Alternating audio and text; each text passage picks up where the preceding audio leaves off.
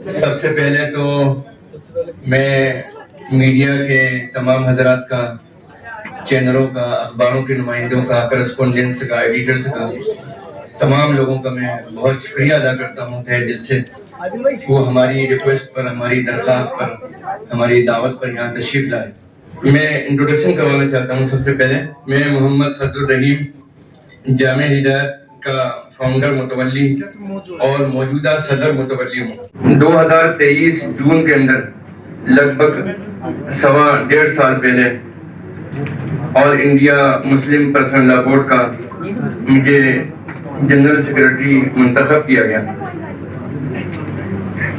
1 minute में आप हजरात को जामिया हिदायत का मकसद भी मैं बयान कर देना चाहता हूँ। ये सिर्फ मदरसा नहीं बल्कि NIOS का सेंटर भी है। स्किल डेवलपमेंट की तालीम यहाँ बच्चों को दी जाती है और गरीब और नादार बच्चों को तालीम देना ये उसका बुनियादी मकसद है। बहुत सारी हिंदुस्तान की सेंट्रल यूनिवर्सिटीज से हमारा रिकॉग्निशन है। यहाँ से बच्चे तालीम मुकम्मल करने के बाद में अलग अलग यूनिवर्सिटियों में अपनी चॉइस के मुताबिक जाते हैं और एडमिशन लेते हैं।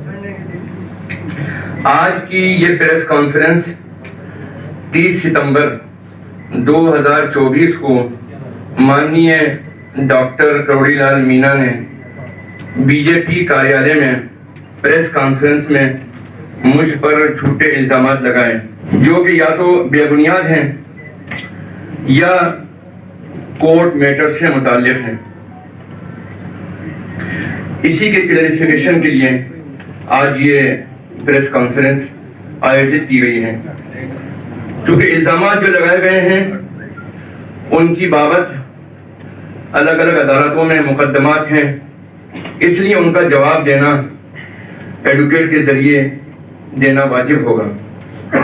इसमें हमारे लीगल एडवाइजर मेरे बाएं हाथ को एडवोकेट MA खान साहब हैं और मेरे राइट में मोहम्मद फारूक जिंदरान हैं और उनके राइट में अकबर खान हैं।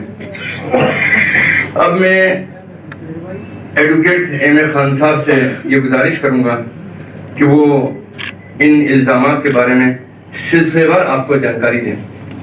30 सितंबर 2024 को माननीय करोड़ीलाल मीणा जी ने बीजेपी कार्यालय में प्रेस कॉन्फ्रेंस करके झूठे और वेग एलिगेशंस लगाए हैं, जिसका मैं पॉइंट वाइज हर एलिगेशन का जवाब आपको देना चाहता हूँ।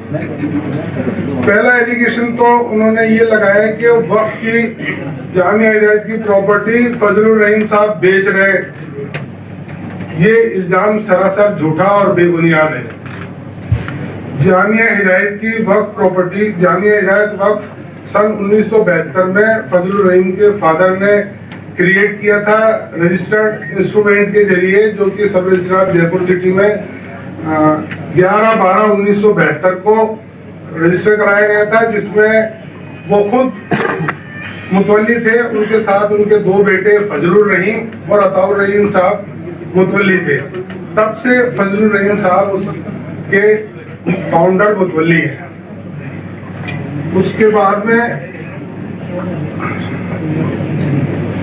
उसके बाद में मौलाना फजलुर रहीम साहब ने जामिया हिदायत के लिए मैक्सिमम प्रॉपर्टीज परचेज करी और उन सभी प्रॉपर्टीज का वक्फ बोर्ड में धारा 26 और धारा 37 में इंदराज करवाया।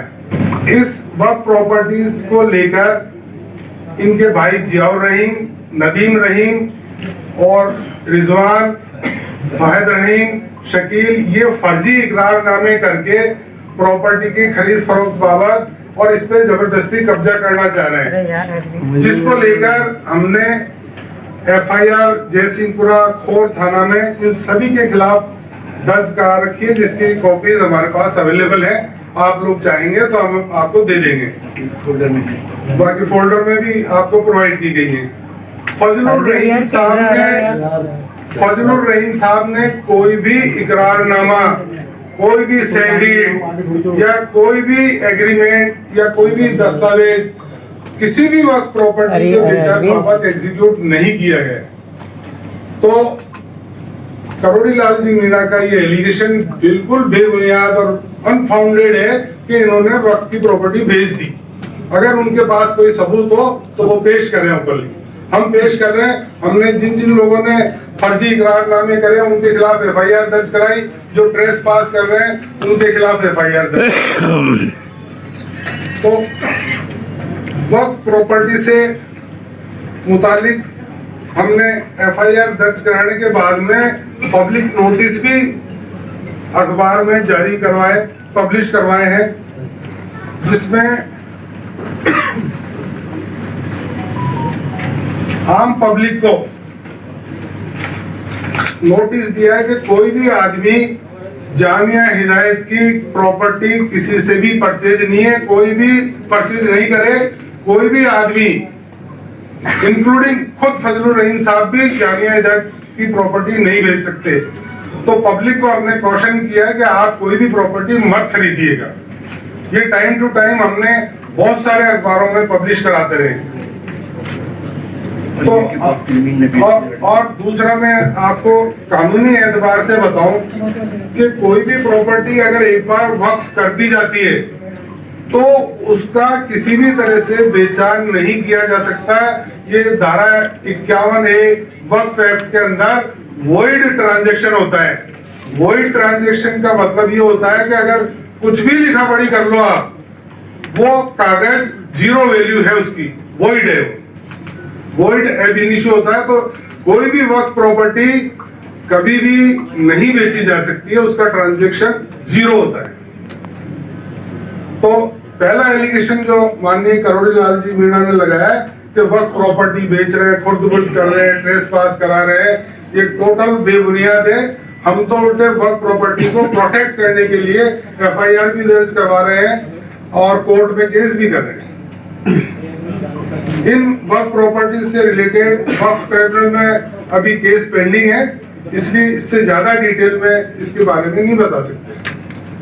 अब माननीय करोड़ी लाल जी मीणा ने दूसरा एलिगेशन ये लगाया कि 1400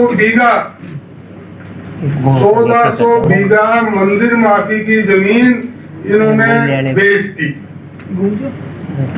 ये टोटल झूठा एलिगेशन है। मैं आपको बताऊं, फजलुर रहीम साहब ने जामिया के लिए करीब 20-25 बीघा जमीन मानपुर सड़वा में परचेज की है। मानपुर सड़वा में जो जमीन है, आपको मालूम है एग्रीकल्चर लैंड का रिकॉर्ड जमाबंदी में होता है, गवर्नमेंट मेंटेन करती है उसको। जमाबंदी में जो रिकॉर्डेड खातेदार है, जमाबंदी में जो रिकॉर्डेड खातेदार है, उससे रजिस्टर्ड सेल डीड के जरिए इन्होंने 20-25 बीघा जमीन खरीदी है। उसके बाद उसको रेवेन्यू रिकॉर्ड में नामांतरण करवा के जामिया के नाम दर्ज कराइए, जिसकी सेल डीड और नामांतरण के कागज हमारे पास ओरिजिनल मौजूद है। जमाबंदी, रजिस्टर्ड डॉक्यूमेंट और सेल डीड सब सारी मौजूद है। ये 1400 बीघा का फिगर जमा मंदिर माफी की जमीन का टोटल फेक है, झूठा है। और इसके बारे में भी कलेक्टर, एडिशनल कलेक्टर नंबर 2 के यहाँ रेफरेंस पेंडिंग है, जो केस चल रहा है।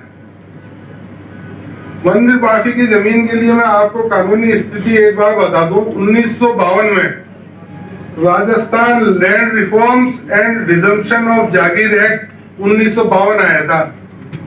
उसमें जो भी जागीरदार थे उस वक्त, उनकी सबकी जागीरदारी खत्म करके गवर्नमेंट ने वो सारी जमीनें एक्वायर कर ली थी।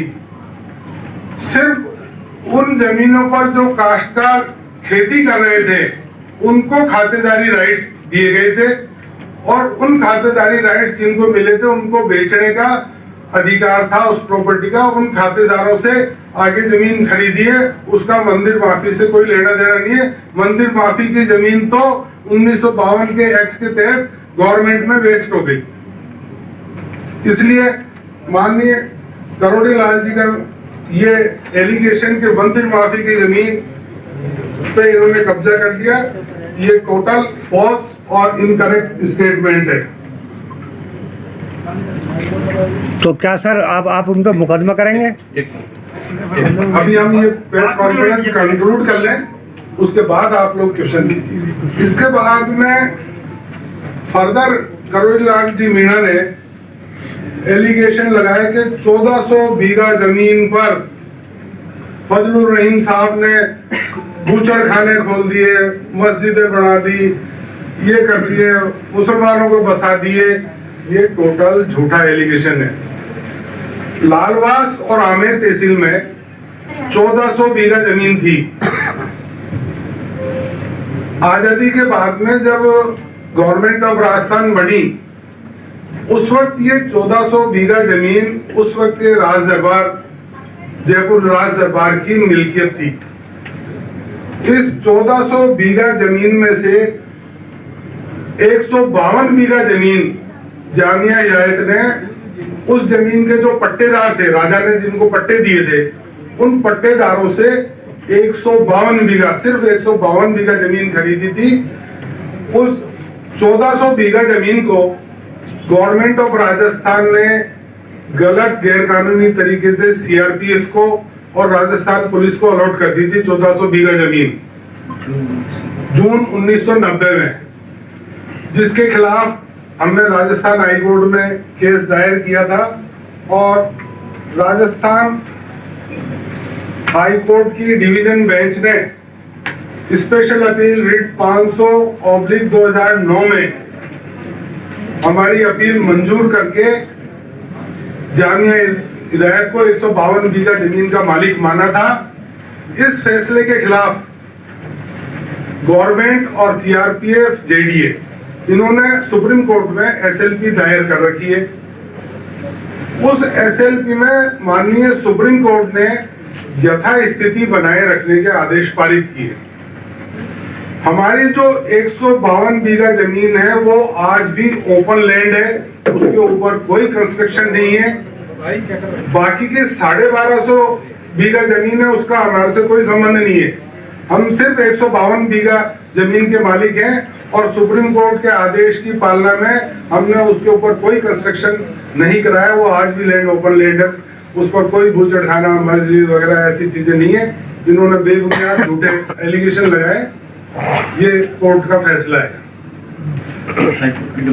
हाई कोर्ट की डिवीजन बेंच का फैसला है 500/2009 DB civil special appeal writ, और इस फैसले की तारीख है 11 जनवरी 2010।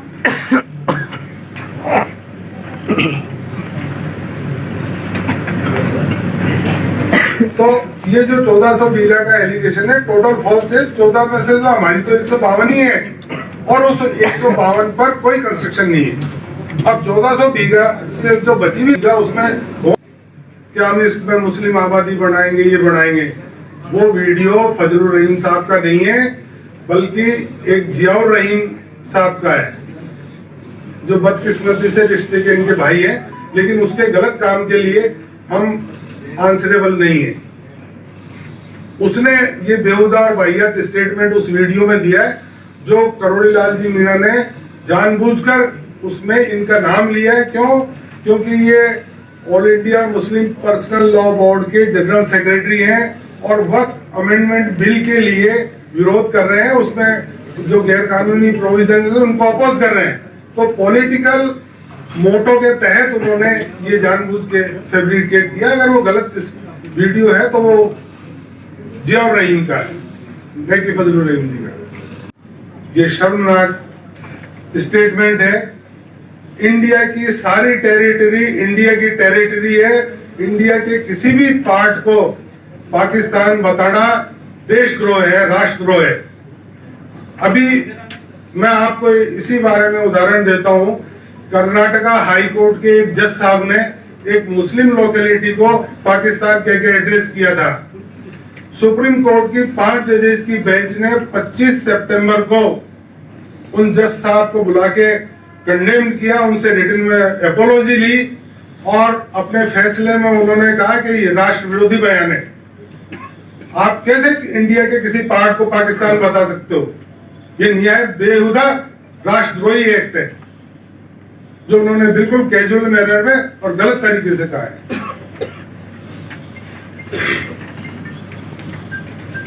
4 करोड़ सालाना चंदा ला रहे हैं, FCRA का वायलेशन कर रहे हैं। विदेश से किसी भी संस्था को कोई भी चंदा आता है तो उसके लिए उस संस्था को होम मिनिस्ट्री में FCRA डिपार्टमेंट में रजिस्टर करवाना पड़ता है। जो भी चंदा आता है उसकी पूरी डिटेल वहां सबमिट करनी पड़ती है। हमने मौलाना अब्दुल रहीम एजुकेशन ट्रस्ट और जामिया हिदायत ट्रस्ट का पिछले सालों में जो भी चंदा आया उसका government of India home ministry में पूरा अकाउंट दिया है, और पिछले 4 सालों में एक भी रुपया फॉरेन डोनेशन के तौर पर किसी भी कंट्री से नहीं आया है। आज समझ से बाहर है कि एक राजस्थान सरकार का कैबिनेट मंत्री बिना तथ्यों को वेरीफाई करे मन मर्जी आए जो स्टेटमेंट दे दे। Very unfortunate. जमीन बेच दी। बॉम्बे में आदिवासियों की जमीन से हमारा कोई लेना देना नहीं है, ना वो हमारे वक्फ से रिलेटेड है, ना हमारे किसी फ्रेंड से रिलेटेड है। और फिर बॉम्बे में किसी ने कोई आदिवासी जमीन बेच दी, उसके क्या पर्टिकुलर्स हैं, कौन सी प्रॉपर्टी है, किसको बेच दी, कैसे बेच दी, हवा में जो मर्जी आया एलिगेशन लगा दिया। अगर आप ये कहते हो बॉम्बे में आदिवासी की जमीन बेच दी तो आप उसके बेचान के डॉक्यूमेंट्स पेश करो, कौन सी प्रॉपर्टी है वो पेश करो। हमारी कोई प्रॉपर्टी नहीं आदिवासियों की से रिलेटेड, ना आपने बेची। लॉ बोर्ड के सेक्रेटरी होने के नाते वक्फ अमेंडमेंट बिल में जो भी ऑब्जेक्शनेबल प्रोविजंस हैं उनको हमारे नेताओं को बताना आवश्यक है, ताकि वो पार्लियामेंट में उस एक्ट के ऊपर, बिल के ऊपर डिबेट कर सकें। इसलिए उनको सही स्थिति बताना जरूरी है। आपको भी सही स्थिति इसलिए बताना जरूरी है ताकि आप पब्लिक डोमेन में उस चीज को रखो, सही चीज आवे। वो ये कहते हैं मोदी जी के खिलाफ दुष्प्रचार कर रहे हैं, मुसलमानों को भड़का रहे हैं, ये बेवजह गलत एलिगेशन है। हम तो जो विरोधी कांग्रेसी नहीं बीजेपी वालों से भी मिल रहे हैं। ज्वाइंट पार्लियामेंट्री कमेटी कॉन्स्टिट्यूट की गई है, उस कमेटी के चेयरपर्सन है जगदम्बिका पाल जो बीजेपी के MP है। उन्होंने भी फजलुर रहीम साहब को इनवाइट किया इस बिल को डिस्कस करने के लिए। ये उनके साथ फोटो है। एक बात दिखा एक सामने भी दिखा दो। सब तरफ दिखा दूंगा, don't worry. Okay done. Chairperson है JPC के, तो हम हर पार्लियामेंटेरियन को बता रहे हैं कि वक्त जो अमेंडमेंट बिल डाल रहे हैं इसमें क्या खामियां हैं, और ताकि वो लोग पार्लियामेंट में उस पर डिबेट कर सकें और एक सही और अच्छा कानून बन के सामने आवे। आप हर चीज को अपनी मनमानी तौर पर क्यों लाना चाहते हो? अगर उसमें कोई बेटरमेंट की गुंजाइश है कलेक्टिव डिस्कशन से, तो उसको विरोध क्यों समझते हैं? सोसाइटी आपकी जो संस्था है, आपने कही हमने यूनिवर्सिटी से MOU किया हुआ है शैक्षणिक योग्यता के लिए, तो क्या आपका सोसाइटी एक्ट में पंजीयन है? तो जो भी आपकी प्रॉपर्टी है सोसाइटी एक्ट के नियमानुसार क्या उससे पंजीबद्ध है? पहली चीज। सेकंड बात यह है कि जो आप पे किरोड़ी लाल जी का आरोप लगाए, या आपने भी बयान दे दिया, उन्होंने भी दे दिया, अखबार छप जाएगी, सब कुछ होगा, लेकिन आप क्या कानूनी कार्रवाई करने जा रहे हैं? तीसरी बात ये आती है कि ये जो चीजें हैं, क्या आप उसका मीडिया ट्रायल कराने के लिए जो चीज अदालत में है, आपने उसमें बात कही है, क्या मीडिया को जो 152 बीघा जमीन है उसमें ले जा सकते हैं आप? मोबाइल एक एक करके आप क्वेश्चन दें ताकि मैं उसका एक साथ 4-5 क्वेश्चन थ्रो कर देंगे। हमारा सीनियर एडवोकेट पहले पहला क्वेश्चन तो ये है कि जो हमारी संस्था है वो वक्फ बोर्ड के अंदर रजिस्टर्ड है, 600 नंबर पर वो रजिस्टर्ड है, और उसकी तारीख है रजिस्ट्रेशन आपको डॉक्यूमेंट में दिया गया। डॉक्यूमेंट में दिया हुआ है रजिस्ट्रेशन सर्टिफिकेट। 152 बीघा जमीन ओपन लैंड है, आप चाहो तो उसको विजिट कर सकते हो, दिल्ली रोड के ऊपर है वो। और फिर भी अगर उनको ये है कि भाई सुप्रीम कोर्ट का स्टेटस को का ऑर्डर है, वायलेशन किया है, तो वो सुपर गवर्नमेंट की एसएलपी है, कंटेम्प्ट ऑफ कोर्ट क्यों नहीं लगाते?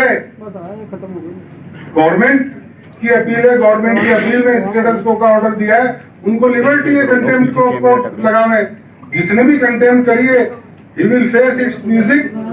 नहीं, मेरा सवाल ये था इसमें शायद आप सुन नहीं पाए होंगे, वापस सर आप थोड़ा कि जब हम कोई एजुकेशन संस्था चलाते हैं तो नियमानुसार उसका सोसाइटी एक्ट में रजिस्ट्रेशन सोसाइटी एक्ट सुनिए मेरी आप बात सुनिए। जो भी जो आप यूनिवर्सिटी से आपने किया हुआ है, सोसाइटी एक्ट में आपका रजिस्ट्रेशन है तो उसमें पूरी प्रॉपर्टी आपकी सोसाइटी एक्ट के अनुसार उसमें होनी चाहिए समिति के नाम से। ऐसा है, मैं आपसे अर्ज करूं, ये हमारे वक्फ बोर्ड से रिलेटेड है। सोसाइटी एक्ट में कोई भी अगर रजिस्ट्रेशन नहीं कराता है तो रजिस्ट्रेशन नहीं कराने के क्या कॉन्सिक्वेंसेज होंगे वो सोसाइटीज एक्ट में दिए हुए हैं। अगर मान लो हमारी सोसाइटी और मैं रजिस्टर नहीं कराता हूं तो उसके क्या कॉन्सिक्वेंसेज हैं सोसाइटीज एक्ट में कि मैं मेरी सोसाइटी की तरफ से किसी के खिलाफ दावा नहीं कर सकता। तो जो भी उसके कॉन्सिक्वेंसेज हैं नॉन रजिस्ट्रेशन के वो उस एक्ट में दिए हुए हैं। अब करोड़ी लाल जी में क्या कार्रवाई करने जा रहे हैं? करोड़ी लाल जी पे कार्रवाई करने के बारे में हम अभी विचार विमर्श करेंगे। हमारा मकसद किसी को गलत बयानी के लिए पनिशमेंट करना नहीं है, हमें हमारी साफ गोई जाहिर करनी है आपके सामने कि ये बयान गलत है और कोर्ट डॉक्यूमेंट से ये साबित है। जरूरी नहीं कि हम उनके लिए कोई प्रोसीड भी करें। करोड़ी लाल जी हमारे लिए बहुत बाइज्जत हैं, काबिल एहतराम हैं। हम तो ये एक्सपेक्ट करते हैं कि वो इतने ऊंचे पद पर हैं कि अगर हमको बुला के क्लियरिफिकेशन ले लेते हैं तो हम सारी बातें हमको क्लियर कर देते हैं। और अभी भी अगर कोई मौका आएगा तो हमको क्लियरिफाई कर देंगे। हमारा कोई उनके खिलाफ कोई अदालत में जाने का ऐसा कोई प्रोग्राम नहीं, लेकिन उन्होंने चूंकि इतने गंभीर इल्जाम लगाए हैं तो उसका क्लियरिफिकेशन करना भी जरूरी है। इसलिए इल्जाम है वो पब्लिक डोमेन में आ गया तो सबको बताना भी जरूरी है कि सही स्थिति क्या है। तो क्या सर राजनीतिक लाभ उठाने के लिए ये इल्जाम लगाए गए? आप उनसे करोड़ी लाल जी जवाब देंगे इसका। कांग्रेस पे जो आरोप लगाया है उसका कांग्रेस प्रवक्ता जवाब देंगे। फजलुर रहीम साहब, आपसे सवाल है कि आप करोड़ी लाल मीणा को माफ कर दिया क्या? नहीं, माफ करने सवाल नहीं है, हम तो उनसे वो चाहेंगे। आपके ऊपर इतने गंभीर आरोप लगा रहे हैं तो या तो आप उनको माफ करो या फिर आप उनके खिलाफ कोई कार्रवाई करो। ऐसा कोई जरूरी ऑप्शन नहीं है, आप जो ऑप्शन दे रहे हैं ये सही नहीं है। चाहते क्या है ये? हम चाहेंगे कि उनसे मुलाकात हो, हम और ज्यादा क्लियरिफाई करें उनको।